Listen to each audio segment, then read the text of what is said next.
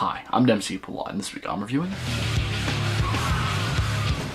Now, before we start off, as always, I just want to take a quick second to remind you guys to make sure you hit that like button if you like today's video, and if you're new here, please make sure to hit that subscribe button as well for more new movie-related content weekly. But, without further ado, let's jump into today's film. The Fast and the Furious was directed by Rob Cohen and stars Paul Walker as an undercover cop who, while investigating a series of thefts in Los Angeles, becomes fully immersed in both its street racing scene and the life of a notorious street racer named Dom Toretto, played by Vin Diesel.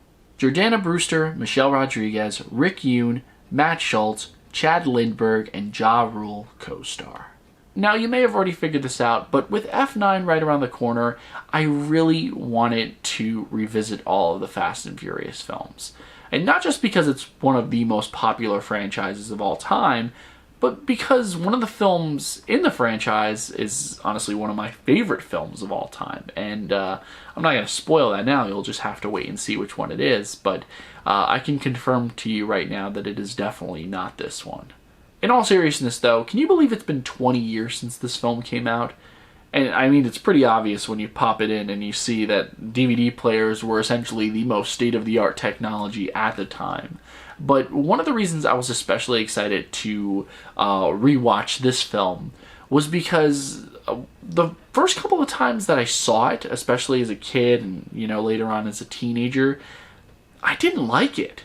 I found it to be so boring. And to be honest, the first few Fast films are not anything special, but watching it now, it hit different. And it's not just because of Paul Walker's passing or the fact that this is the perfect time capsule for the early 2000s, but rather, when you sit and think about just how far this franchise has come, this film is in essence an origin story. Granted, none of the characters have developed superpowers yet, because they can honestly do whatever the hell they want with this franchise, but I think that this film is literally the start to something legendary.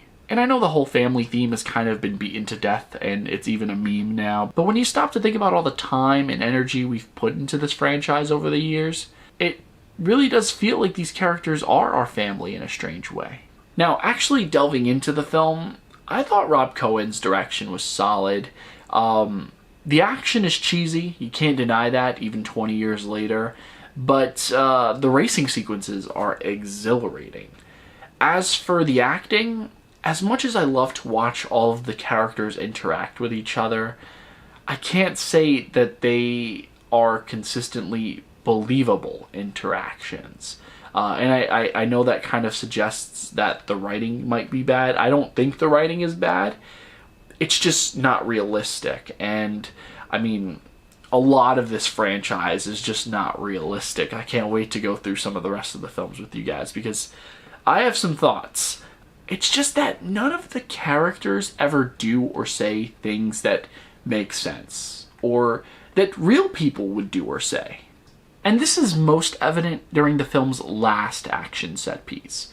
I mean, one of the characters literally gets gunned down, and the response is essentially, "Oh no. Oh no." In fact, of all the times that I've seen this film, the entire ending has just never grown on me. As much as it makes sense for our characters to go their separate ways and give each other space, and I think it's great that it's amplified by the fact that the two characters don't really cross paths again until part 4. Spoiler alert, I'm sorry, but then again, if you haven't seen any of these films, I mean, what are you doing?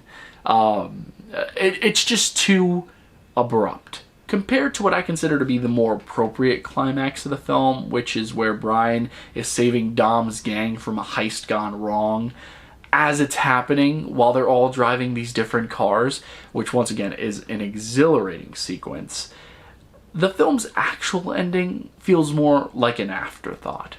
I guess what I'm really trying to say is that the film's last 30 minutes are a bit messy, and it all could have been wrapped up a lot better.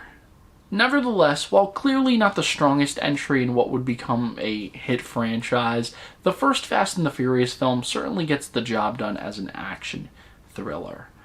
And even though I personally wouldn't call it a classic, it's still vintage.